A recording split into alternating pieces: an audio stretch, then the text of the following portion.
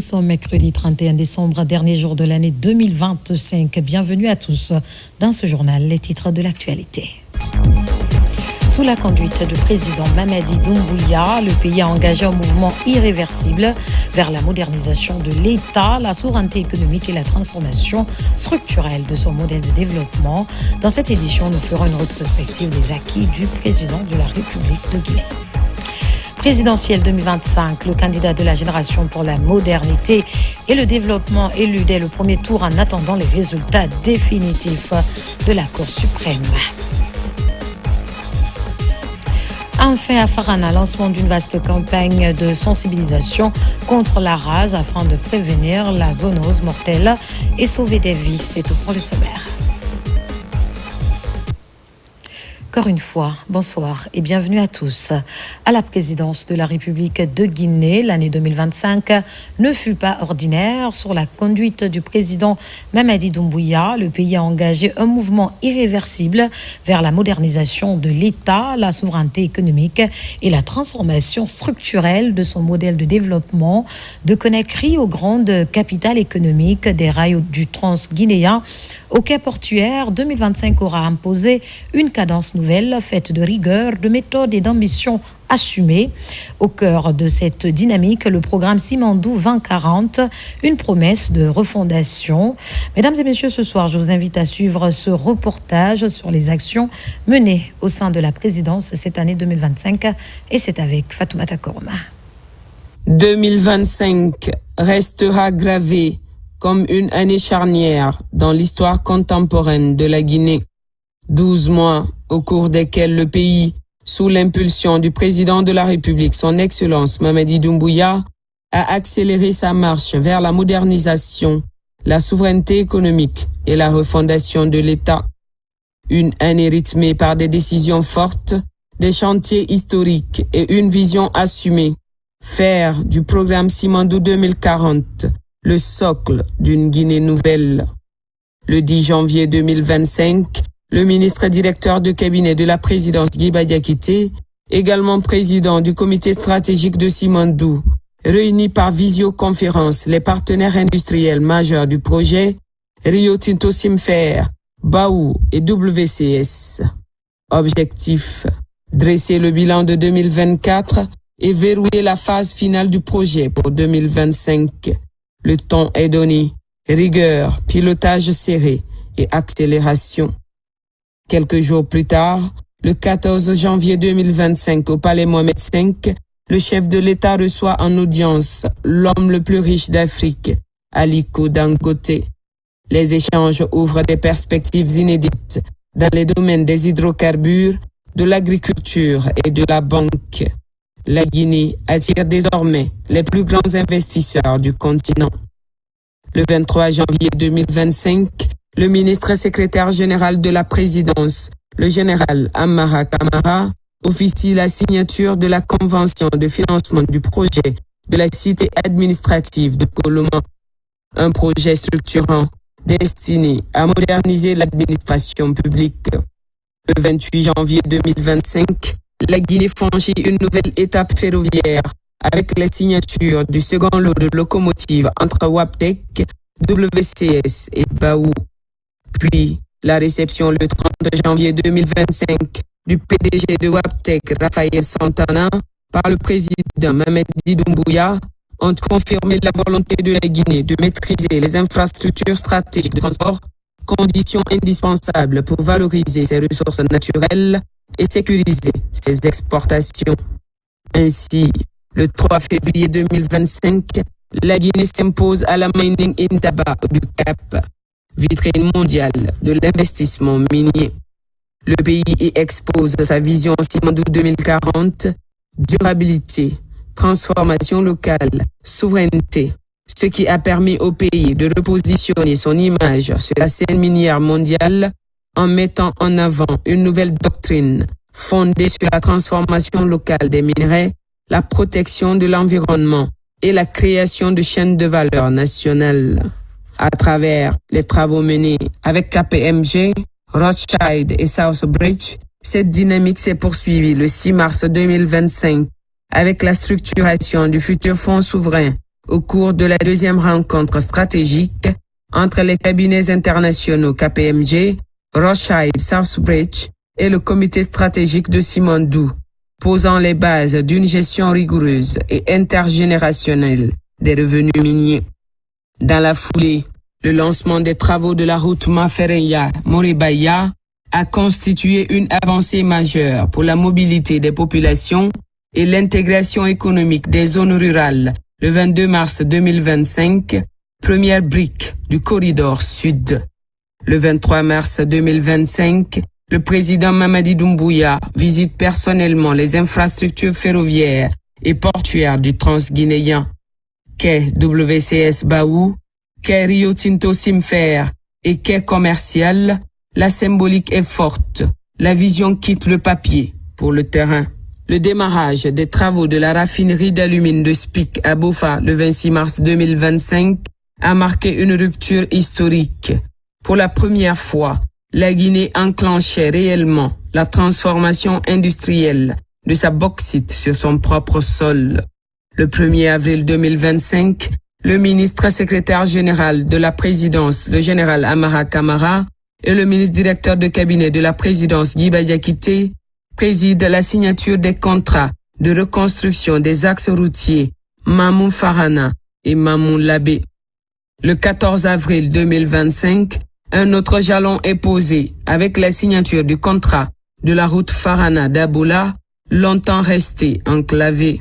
L'inauguration du poste de péage et du pont de Tanéné par le chef de l'État le 27 avril 2025 est venue matérialiser ce tournant infrastructurel en remplaçant des infrastructures coloniales âgées de plus de 60 ans par un pont moderne, sécurisé et capable de soutenir la dynamique économique nationale. Le président du comité stratégique de Simandou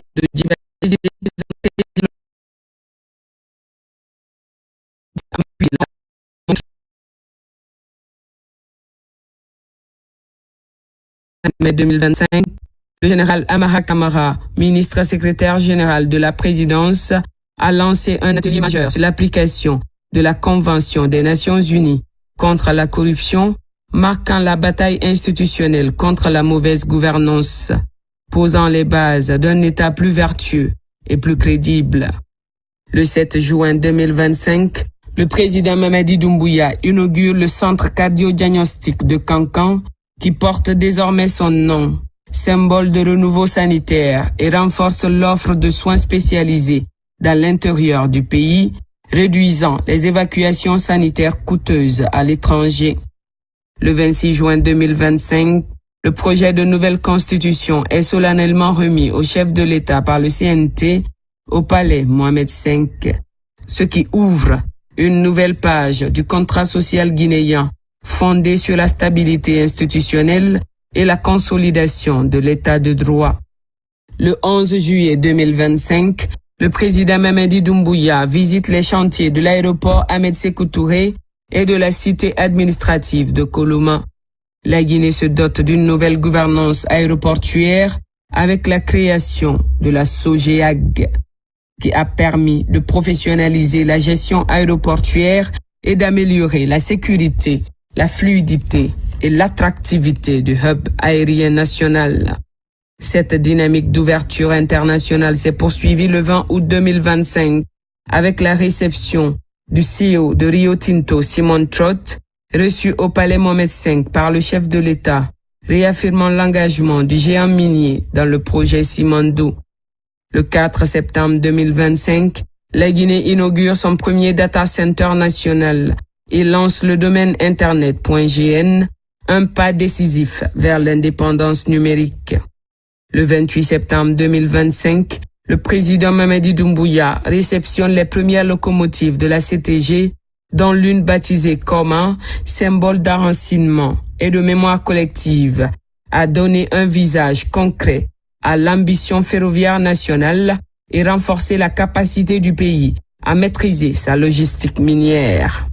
Dans le cadre de la célébration de l'accession de la Guinée à la souveraineté nationale, le 2 octobre 2025, le président de la République, accompagné de son épouse, a procédé au dépôt de gerbes de fleurs à la place des martyrs, rendant hommage aux héros de l'indépendance.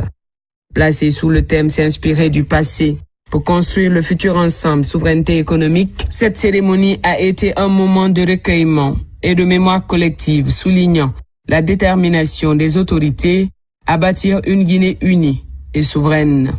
Le 22 octobre 2025 a vu la signature de pactes d'actionnaires des sociétés structurant dans le transport maritime du minerai de Simandou, renforçant la maîtrise guinéenne sur la chaîne logistique internationale avant que le programme Simandou 2040 ne soit officiellement remis au président de la République le 28 octobre 2025, formalisant une vision de long terme articulée autour des infrastructures, de l'industrialisation et du capital humain. Puis vient novembre, le mois qui cristallise tout. Novembre s'est imposé comme le point culminant de l'année. Le 1er novembre 2025, à l'occasion du 67e anniversaire de la création de l'armée guinéenne, le président de la République, chef de l'État et chef suprême des armées, a reçu au palais Mohamed V les hauts responsables des forces de défense et de sécurité. Ces derniers lui ont présenté leurs vœux de fidélité, de loyauté et d'engagement patriotique. Cette rencontre solennelle a été l'occasion de réaffirmer l'attachement indéfectible des forces armées aux valeurs de discipline, de professionnalisme et de défense de l'intégrité territoriale. Le même 1er novembre 2025, le président de la République a présidé la cérémonie de prestation de serment de la 16e promotion des élèves officiers d'active de l'école militaire interarmée EMIA au palais Mohamed V. Elle symbolise la volonté du chef de l'État de moderniser, professionnaliser et renforcer les capacités des forces de défense et de sécurité dans la continuité de sa politique de réforme. Suivi le même jour de la remise du sceau officiel de la République au chef de l'État. Cette remise du sceau de la République a précédé le 2 novembre 2025 à la réception des premiers navires de transbordement destinés au transport du minerai de fer au port de Morbaya. Ensuite, le 4 novembre 2025 a été marqué par le lancement des opérations de la Nimba Mining Company SA, première société minière 100% guinéenne. Le 11 novembre 2025, le président de la République a officiellement lancé l'exploitation du gigantesque gisement de fer de Simandou lors d'une cérémonie d'envergure internationale, en présence de ses homologues Paul Kagame du Rwanda et Brice Clotaire Oligui Nguema du Gabon, ainsi que d'un haut représentant chinois. Au même moment, le tout premier train de la compagnie du Transguinéen a retenti sur les rails, marquant un tournant historique pour la Guinée. Ce sifflement inaugural a symbolisé l'entrée du pays dans l'ère de l'exploitation industrielle du fer et l'aboutissement de décennies d'attente, concrétisant ainsi la vision d'une Guinée connectée et industrialisée. Le 13 novembre 2025, lors du Transform Africa Summit, le ministre Djiba Diakité lance le pilier 3 du programme Simandou 2040, dédié aux infrastructures et aux technologies. Le 15 novembre 2025, le président Mamadi Doumbouya inaugure l'échangeur de Bambeto, symbole visible de la modernisation urbaine, apportant une réponse visible aux défis quotidiens des habitants de Conakry. De janvier à novembre, de Conakry à Cape Town, de Bofa à Cancan, d'Inde au palais Mohamed V, 2025 restera comme l'année du passage, celle où la Guinée a été contrainte de quitter le temps des annonces pour entrer dans celui des actes, des fondations pour bâtir, des choix pour transformer. Ce fut une année de chantiers visibles, de décisions structurantes, de symboles forts. Une année où les rails ont commencé à dessiner l'avenir, où les ports ont pris forme, où les routes ont reconnecté les territoires, où l'idée même de souveraineté économique a cessé d'être un concept abstrait pour devenir un objectif mesurable. Sous la conduite du président Mamadi Doumbouya, le pays a consolidé ses bases minières, renforcé ses infrastructures stratégiques, engagé la transformation locale de ses ressources et ouvert un nouveau chapitre de modernisation de sa gouvernance. Simandou 2040 n'est plus un slogan, c'est une direction, une dynamique, un cap assumé. Et 2025 en restera le point de bascule. Déjà, l'horizon de 2026 se dessine, celui des premières retombées concrètes, des emplois industriels attendus, de la montée en puissance des chaînes de transformation locales, de l'ancrage d'une Guinée plus connectée, plus outillée, plus exigeante envers elle-même. 2026 s'annonce comme l'année de la consolidation, celle où les promesses prendront corps, où les infrastructures deviendront des leviers de croissance, où les rails ne porteront plus seulement du minerai, mais des espoirs, des compétences, des générations nouvelles. La Guinée n'est plus immobile, elle avance, et l'histoire, désormais, a pris de la vitesse. 2025 a changé le rythme, 2026 changera la dimension. En 2025, le président Mamadi Doumbouya a fortement contribué à repositionner la Guinée sur la scène internationale à travers une diplomatie active et des rencontres de haut niveau avec des dirigeants mondiaux. Sur le plan diplomatique, la Guinée s'est affirmée comme un véritable pôle d'attraction en Afrique. Les visites du président rwandais Paul Kagame, du président de la République gabonaise ainsi que celle du Premier ministre de la République populaire de Chine témoignent de l'aura croissante du pays et de sa crédibilité retrouvée à l'international. À Conakry, près d'une cinquantaine d'ambassadeurs ont présenté leurs lettres de créance au président Mamadi Doumbouya. Des précisions avec Omar Barré. 2025 s'achève comme une année charnière pour la Guinée. Une année d'efforts, de résilience et d'engagement patriotique. Sous la conduite de son Excellence, le président Mamadi Doumbouya, la Guinée a confirmé une fois encore son retour au premier plan diplomatique, imposant sa vision, son indépendance et sa voix souveraine dans un monde en mutation rapide.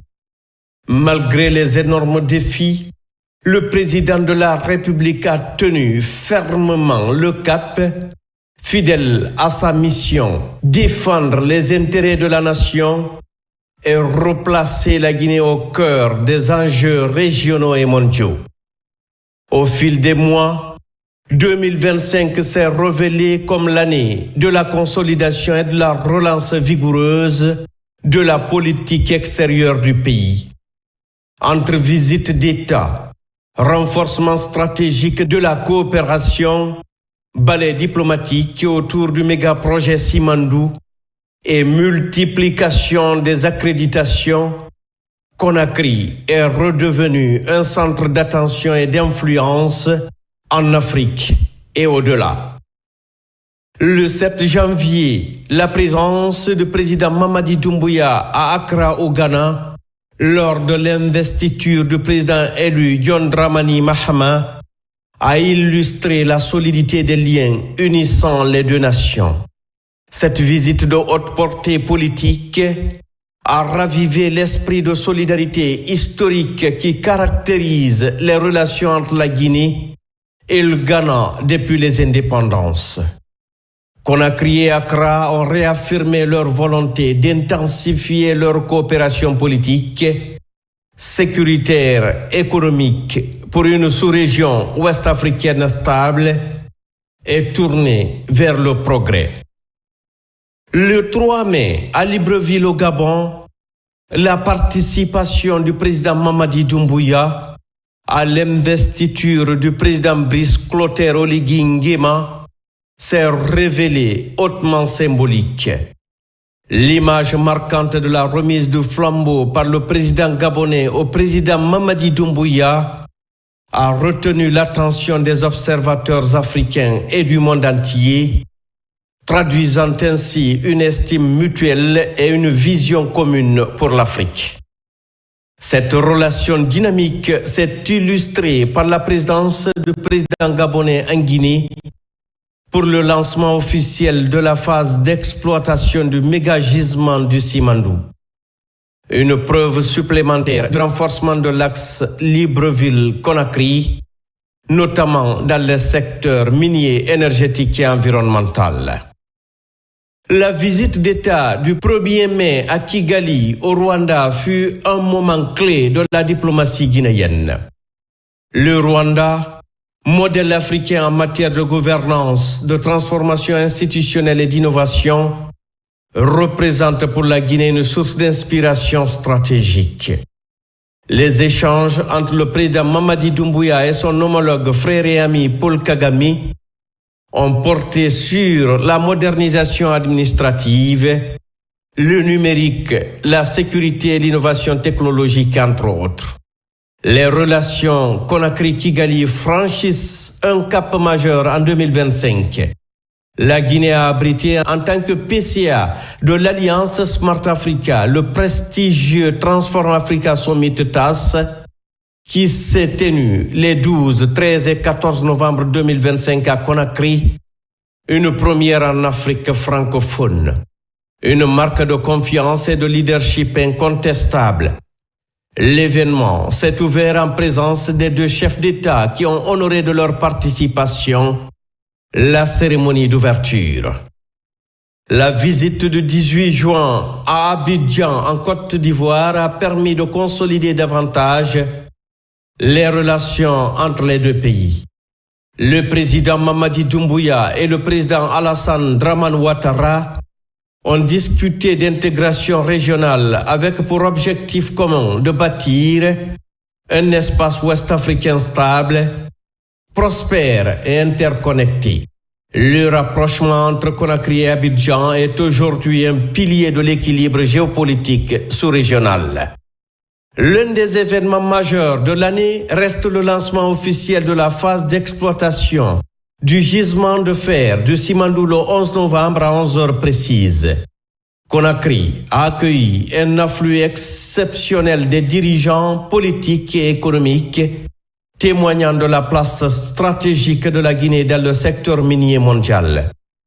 Parmi les personnalités présentes, Son Excellence Paul Kagame, président du Rwanda, Son Excellence Brice Clotaire Oligui Nguema, président de la République gabonaise, Liu Guozhong, vice-premier ministre de la République populaire de Chine, les premiers ministres de Sierra Leone et de Côte d'Ivoire, le ministre des Affaires étrangères de Mauritanie, des dirigeants de Rio Tinto, Winning Consortium Simandou, Wikiao, Baou, Chenalco et autres partenaires structurants.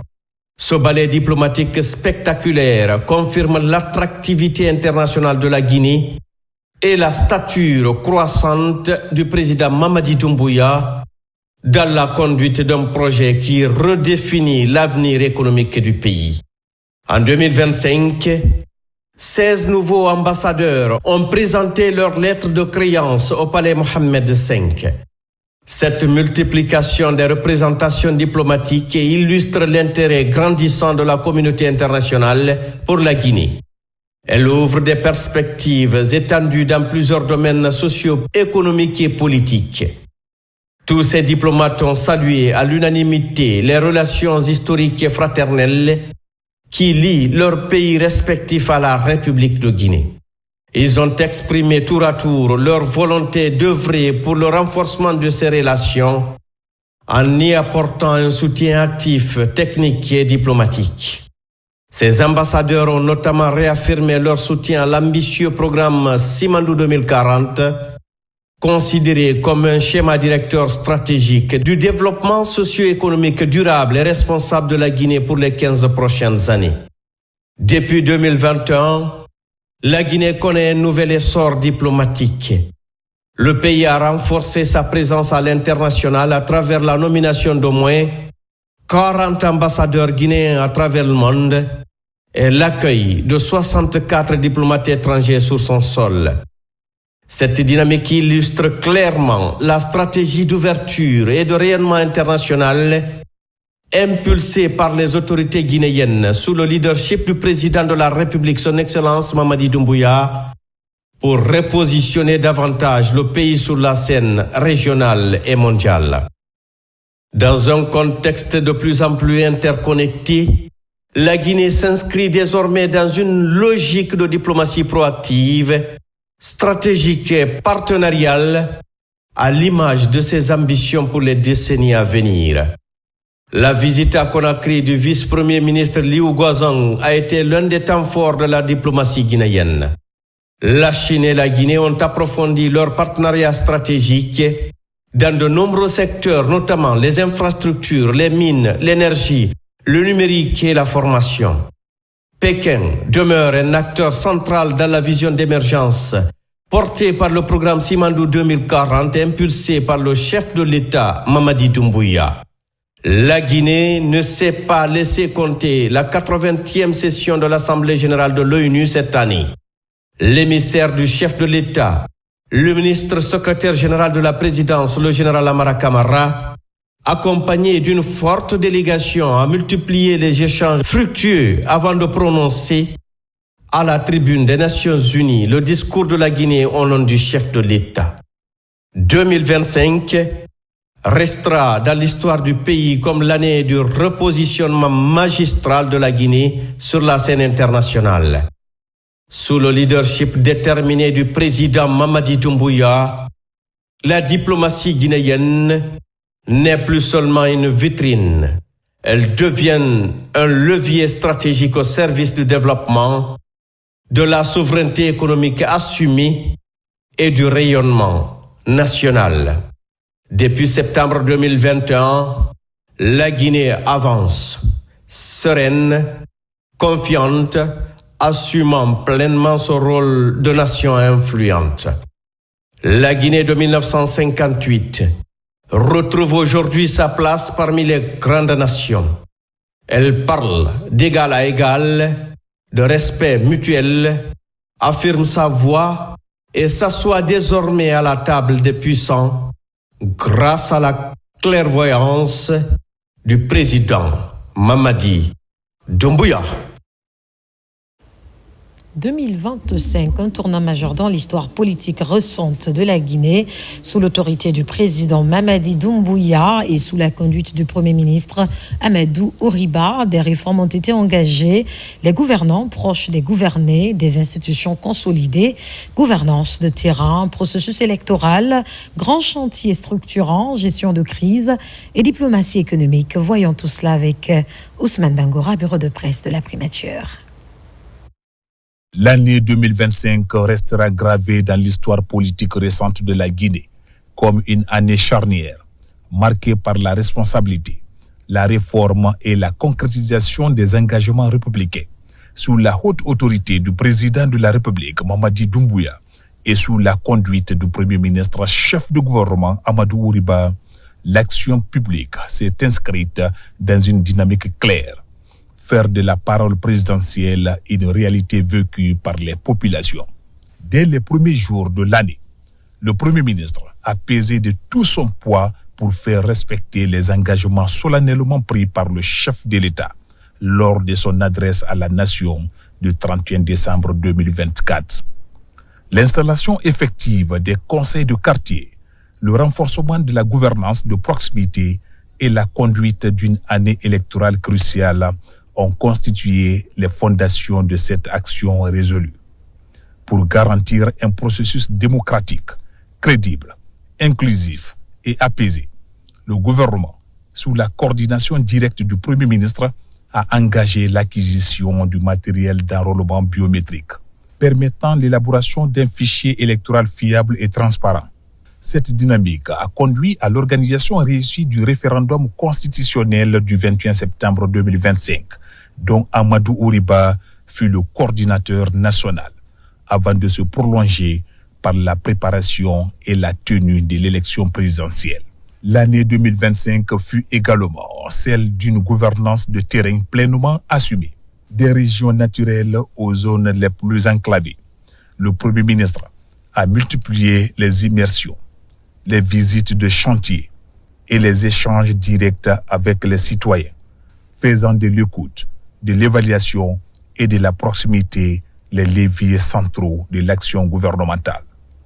Cette approche pragmatique a permis l'accélération de projets structurants majeurs, le lancement des travaux de la route Mamou-Labé, axe vital, longtemps attendu, le démarrage du pont sur le fleuve Niger à Farana, et le bitumage historique de la route d'Aboula-Dingraï, renforçant durablement la connectivité nationale et l'intégration territoriale. Dans le même esprit d'exigence et de résultats, une évaluation rigoureuse et transparente des départements ministériels a été engagée. Parallèlement, la primature s'est imposée comme une maison ouverte, un espace permanent de dialogue, de coopération et de fraternité. Elle a accueilli des visites de haut niveau, notamment celles des premiers ministres du Sénégal et du Mali, illustrant la volonté de la Guinée de renforcer les liens de solidarité, d'amitié et de coopération avec les pays frères de la sous-région. Cette ouverture s'est également traduite par une attention particulière portée par la mobilisation des ressources financières de l'État, à travers des rencontres économiques stratégiques dédiées aux finances et aux recettes publiques. Le gouvernement a engagé des réformes visant à optimiser l'efficience de l'action publique, sécuriser les ressources nationales et mieux financer les politiques publiques prioritaires.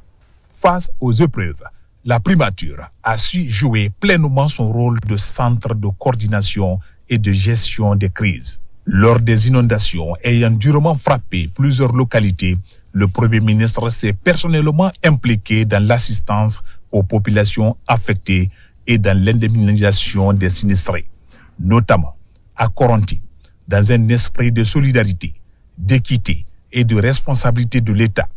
Au-delà de l'action institutionnelle, la primature s'est aussi affirmée comme un lieu d'espoir, d'écoute et de réconfort.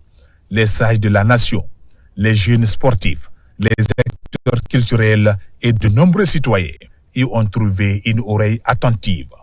Tout au long de l'année, le Premier ministre est resté disponible, accessible et ouvert à tous, fidèle à sa conception d'une gouvernance humaine, inclusive et proche des réalités sociales. Ouvert à tous et engagé pour tous, Amadou Ouriba a fait de la primature un instrument au service de la cohésion nationale et du progrès partagé. Sur le plan international, le Premier ministre a mené une diplomatie économique active et offensive. De Conakry au capital partenaire, il a porté la voix d'une Guinée crédible, confiante et ambitieuse, mobilisant soutien et investissement au service des grands projets structurants, tout en réaffirmant l'engagement du président de la République pour la stabilité régionale et la coopération gagnant-gagnant. En somme, l'année 2025 aura été une année de maturation politique et d'accélération des réformes, portée par une synergie étroite entre le président de la République et son gouvernement. Une année où les progrès ont pris forme, où l'État s'est rapproché des citoyens et où la confiance s'est consolidée. À l'aube de 2026, le Premier ministre Amadou Ouriba réaffirme son engagement total à poursuivre aux côtés du président Mamadi Doumbouya la construction d'une gouvernance exigeante, transparente et résolument tournée vers les résultats, plaçant le bien-être de chaque Guinéen au cœur de l'action publique. Pour une Guinée plus unie, plus forte et résolument tournée vers son avenir. Présidentielle 2025, 48 heures après la fermeture des bureaux de vote, la Direction générale des élections a publié les résultats globaux provisoires de scrutin du 28 décembre. 5 608 520 Guinéens ont voté avec un taux de participation de 80,95%, avec 4 594 162 voix obtenues, soit 86,72% après centralisation, vérification et compilation des résultats provisoires. Le candidat indépendant Mamadi Doumbouya a été déclaré président de la République de Guinée par la Direction générale des élections avant transmission des mêmes résultats à la Cour suprême, institution habilitée à donner les résultats définitifs. On en sait davantage avec Amadou Touré et Abdul Razak Souma.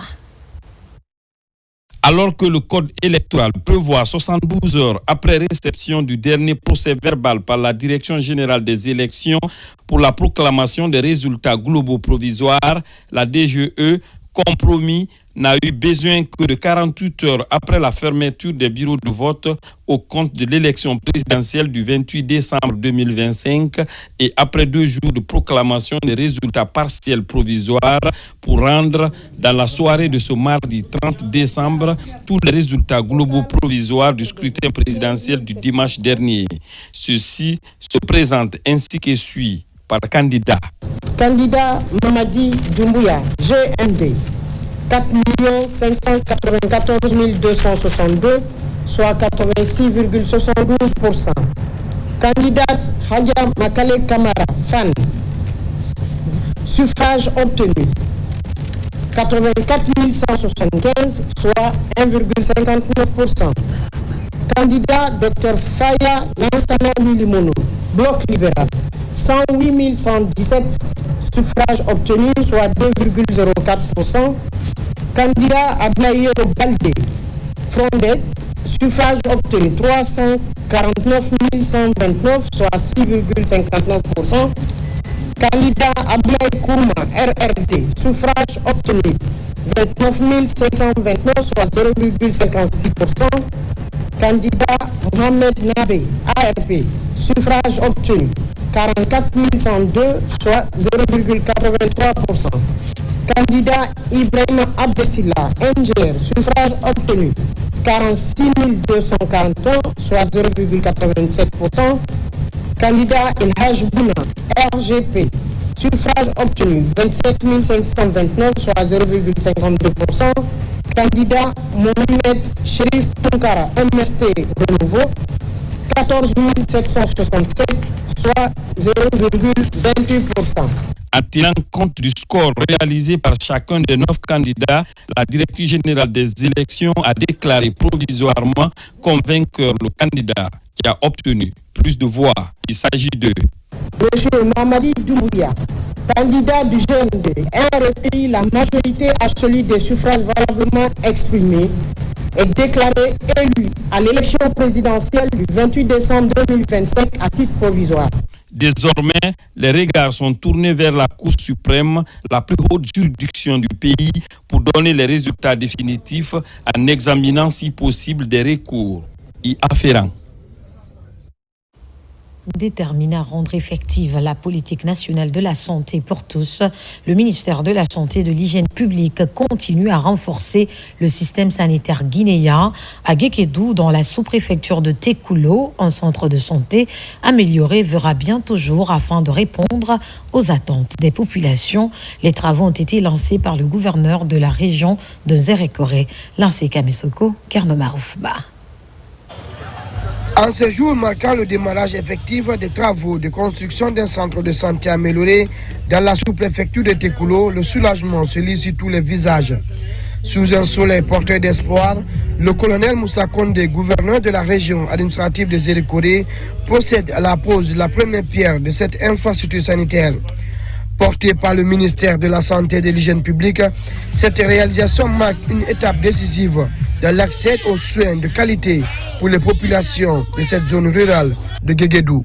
Cet événement constitue une étape majeure dans la politique nationale de renforcement du système de santé impulsé par son Excellence Mamadi Doumbouya, chef de l'État, président de la République, et mise en œuvre avec engagement et responsabilité par le ministre de la Santé, Dr Oumar Djoué. Pendant trop longtemps, les habitants de Tekoulo ont dû parcourir des kilomètres, souvent dans des conditions difficiles, pour rejoindre l'hôpital préfectoral de Guéguédou. Ce nouveau centre de santé amélioré n'est pas qu'un simple bâtiment, c'est une réponse directe au cri de cœur d'une population qui réclamait des services de proximité.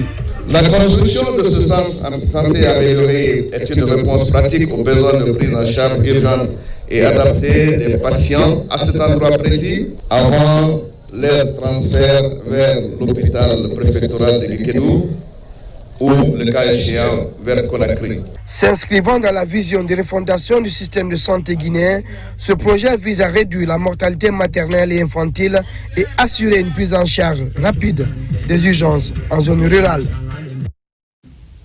À Koubia, une mission mixte composée d'autorités et techniciens a effectué une visite sur le chantier de la route préfectorale reliant les localités de Koubia. Cette route est longue de près de 36 km et est financée par le Fonds d'entretien routier. Alpha Isiagaba, Sarafdine Diallo.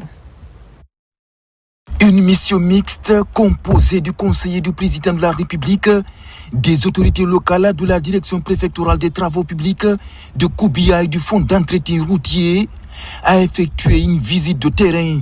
Elle s'est rendue sur les travaux d'entretien mécanisé de la route préfectorale reliant le carrefour de la route nationale numéro 8 à plusieurs localités de la région de l'Abbé. Très content de voir cette route l'Abbé Pilimini Koubia d'être travaillée. C'est de demander à tout un chacun de contribuer à l'entretien de cette route.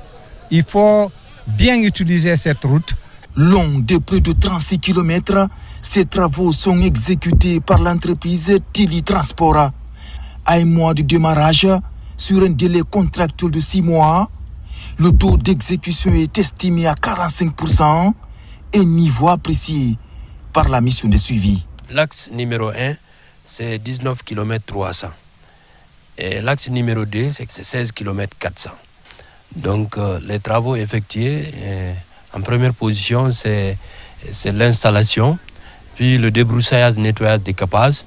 Il y a eu des travaux de purge, il y a eu des travaux de déblai rocher, il y a eu des travaux de mise en forme, il y a eu des travaux de rechargement en remblai et en couche de roulement. Il y a eu plus de 40 ans, une machine n'a pas touché à cette route. En un mois de ces 6 mois de délai, nous sommes à 45% des travaux. Axe stratégique des zones agricoles, elle était considérée comme le grenier de l'Abbé avant de tomber en état de délabrement avancé, limitant l'accès au marché et aux services de base. Le Pilimini centre à Dakar, c'est 36 km. Mais pour faire la distance dans le temps, il fallait faire 3 heures ou 4 heures de temps. Maintenant, celui qui quitte Pilimini, il arrive à Dakar, il aura fait tout juste 32 minutes ou bien 35 minutes. C'est une joie une satisfaction de joie. Financé par le fonds d'entretien routier, ces travaux d'entretien mécanisé visent à désenclaver les zones de production. Visiblement émus, des citoyens ont organisé une lecture du Saint-Coran, un sacrifice exprimant leur espoir de voir les travaux s'achever sans incident. Dans l'actualité encore, l'Agence nationale de la promotion du conseil agricole et de la formation entrepreneuriale redouble d'ardeur pour accompagner les producteurs et conseillers agricoles à la maîtrise des itinéraires techniques des cultures maraîchères, l'utilisation des produits phytosanitaires et la fabrication des biofertilisants. La suite avec Mamadou Paté-Baldé. La Guinée s'est engagée à relever le défi de la sécurité alimentaire et nutritionnelle dans le pays. Pour y arriver, les conseillers agricoles doivent être outillés sur la maîtrise des itinéraires techniques des cultures maraîchères ainsi que l'utilisation raisonnée des produits phytosanitaires et la fabrication des biofertilisants. On a donné une généralité sur les cultures maraîchères, sur la transplantation, sur les techniques d'installation des pépinières, et spécifiquement sur les cultures d'aubergines, de la tomate, de l'oignon, du gombo. L'utilisation de ces techniques agricoles par les producteurs pourrait favoriser l'augmentation du rendement à l'hectare et les revenus, améliorer la fertilité des sols et lutter contre les insectes nuisibles des cultures. Et on a pu comprendre que les formations ont été sues et comprises par les conseils agricoles. Donc c'est ce qu'ils vont partir vulgariser au niveau des différents champs. Nous avons réuni l'ensemble des conseils agricoles mis à disposition par le service Amprocaf. C'est pour pouvoir un peu ici renforcer leur capacité technique en termes d'utilisation raisonnée des produits phytosanitaires et aussi de donner des notions sur comment fabriquer fabriquer des composts organiques, donc des biofertilisants, et aussi trouver un peu cette réponse par rapport à l'utilisation des produits chimiques dans le cadre de la recherche de cette productivité et de cette production alimentaire. Réalisé dans le cadre de la mise en œuvre du projet agriculture familiale, résilience et marché en Haute et Moyenne Guinée, cet accompagnement du FIDA au gouvernement guinéen vise la réduction de la pauvreté et l'exode rural dans l'arrière-pays. L'actualité, c'est aussi la prévalidation du projet Biodev 2030 à Kindia par les acteurs du secteur. Une note conceptuelle éligible au financement a été notifiée à cet effet et les orientations stratégiques ont été consolidées. Nabi Kamara, reportage. La rencontre de prévalidation du projet Biodev 2030 a réuni à Kindia les principaux acteurs des paysages de Kounoukan, Melakori, Konkuri et Gangan. Cette rencontre visait à affiner une note conceptuelle consensuelle et éligible au financement. Ce sont un ensemble d'acteurs qui sont là et qui ont apporté vraiment leur contribution à cette note conceptuelle qui est appelée à être révisée pour prendre en compte ce que les différents acteurs ont apporté comme contribution. Les participants ont apporté des éléments vraiment nouveaux qui permettent de mieux recadrer les différentes activités qui sont proposées. Les travaux ont permis de consolider les orientations stratégiques du projet tout en assurant leur cohérence avec les engagements de la Guinée dans le cadre de l'accord Kunming-Montréal. En tant que chargé de projet Biodev, je suis vraiment satisfait des résultats obtenus.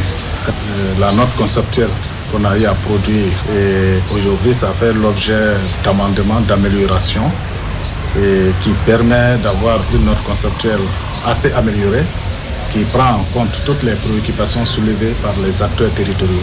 Au-delà des échanges techniques, cette rencontre de Kindia a surtout renforcé l'appropriation locale des actions en faveur de la biodiversité, un levier essentiel pour un développement durable et inclusif des territoires concernés.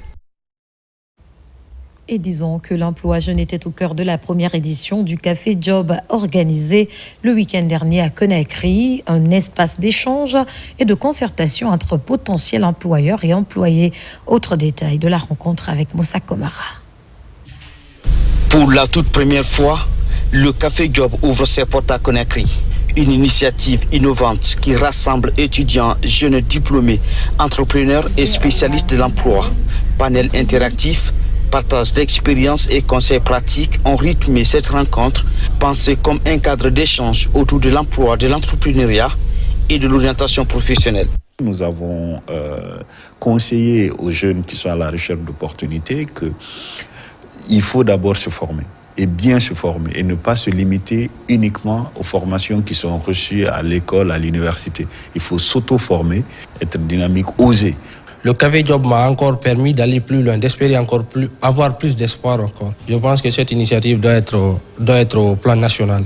Au-delà des discussions, le Café Job se veut un véritable tremplin vers l'emploi, l'entrepreneuriat et la formation. Un espace prometteur où les idées se croisent, où les projets professionnels commencent à prendre forme. Il est véritablement dans la logique même et la raison d'être du programme, donc du PAIAD FP, dans la mesure où nous, l'objectif, c'est qu'on puisse faire en sorte que les jeunes puissent rapidement, facilement accéder à un emploi décent. Aujourd'hui, nous avons des jeunes talentueux, nous avons des cadres compétents qui sont dans l'ombre. On n'arrive pas à les mettre en exergue à la lumière. Le Café Job est venu aujourd'hui pour mettre ces cadres compétents, ces gens qui ont des parcours très inspirants, en contact avec des jeunes aussi qui sont en recherche d'opportunités, qui veulent peaufiner leurs idées, afin de trouver des solutions pérennes dans l'insertion socio-professionnelle des jeunes. Café Job marque aussi l'aboutissement de 2 jours de formation pour une soixantaine de jeunes. Attestation en main, ces participants repartent avec bien plus qu'une distinction. Une première passerelle vers l'emploi. Dans un autre registre, lutte contre la rage à Farana, les autorités sanitaires et agricoles collaborent avec les éleveurs. Ils viennent de lancer une vaste campagne de vaccination afin de prévenir la zoonose mortelle et sauver des vies. L'initiative se veut aussi comme un cadre de sensibilisation pour une mobilisation collective. Silati Kourouma, Ibrahima Oulé Fofana. Cette année, l'Alliance mondiale contre la rage place la campagne sous le thème « Agissons, toi, moi, la communauté ». Un message fort qui interpelle chacun sur sa responsabilité dans la lutte contre cette maladie mortelle, notamment les propriétaires de chiens, premiers acteurs de la prévention. L'objectif de la vaccination des chiens contre la rage, c'est vraiment réduire et finir complètement la rage et assurer la santé de la population humaine. L'appel qu'on lance à la population, c'est de tout faire, d'envoyer les chiens. Faites vacciner vos chiens. On est prêt à aller dans toutes les sous-préfectures, dans tous les districts. Chacun connaît l'importance du chien. Il est notre gardien, il est notre compagnon dans la chasse. Donc les soigner est un impératif. C'est le moment de remercier d'abord les partenaires au développement qui ont mis la main dans la poche pour accompagner ce processus. À Farana, cet appel à l'action se traduit par une mobilisation des autorités, des services techniques et des communautés. Ensemble, ils s'engagent à freiner la propagation de la rage, une maladie pourtant évitable grâce à la vaccination. J'ai envoyé mon chien pour éviter les rages. Il est important de vacciner nos chiens. On ne peut pas élever dans les cours comme ça sans vacciner. Selon l'Alliance mondiale contre la rage, la maladie continue de faire plus de 59 000 morts chaque année, principalement en Afrique et en Asie. Face à ce fléau, la vaccination des chiens reste le plus efficace pour prévenir la rage et protéger les populations.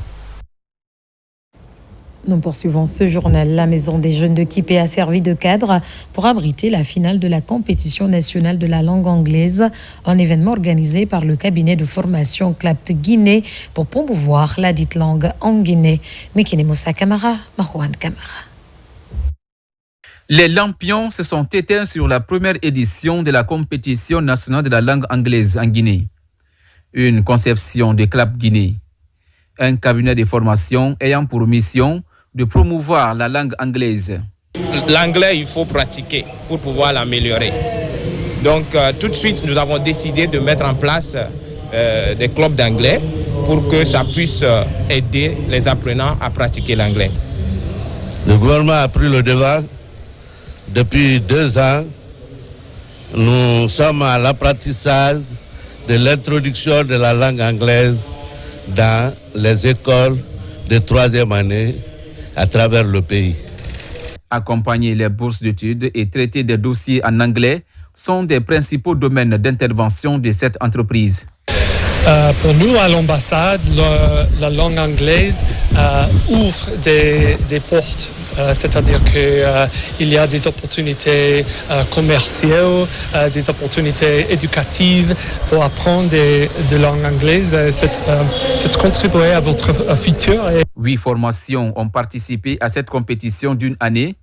Les clubs Hakuna Matata et Google ont été les finalistes. Pour préserver la sécurité des citoyens et de leurs biens en cette période de fête, la direction centrale de la police routière informe l'ensemble des usagers de la route de l'interdiction de la circulation des gros porteurs. La mesure est effective à compter de ce 31 décembre jusqu'au 1er à minuit. C'est un communiqué de la direction centrale de la police routière lu par le colonel Morikaba. Communiqué. Dans le cadre de la sécurisation des personnes et de leurs biens, la direction centrale de la police routière informe toutes les structures syndicales en charge du transport routier qu'à l'occasion de la fête de fin d'année 2025, la circulation est interdite aux gros porteurs pour la période allant du mercredi 31 décembre 2025 à 21h jusqu'au jeudi 1er janvier 2026 à 0h. Exception faite pour les camions-citernes transportant du carburant. Le directeur central s'est compté sur l'esprit de civisme de chacun et de tous. Mfali Alain Kamara, commissaire divisionnaire de police. L'élection présidentielle du 28 décembre s'est déroulée dans le calme et la sérénité. Au lendemain de la proclamation des résultats provisoires par la Direction générale des élections, les messages de soutien aux candidats vainqueurs se multiplient.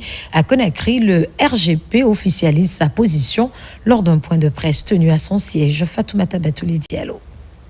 Devant les journalistes, le Rassemblement pour une Guinée prospère reconnaît sa défaite et félicite Mamadi Doumbouya pour sa victoire à l'élection présidentielle du 28 décembre 2025.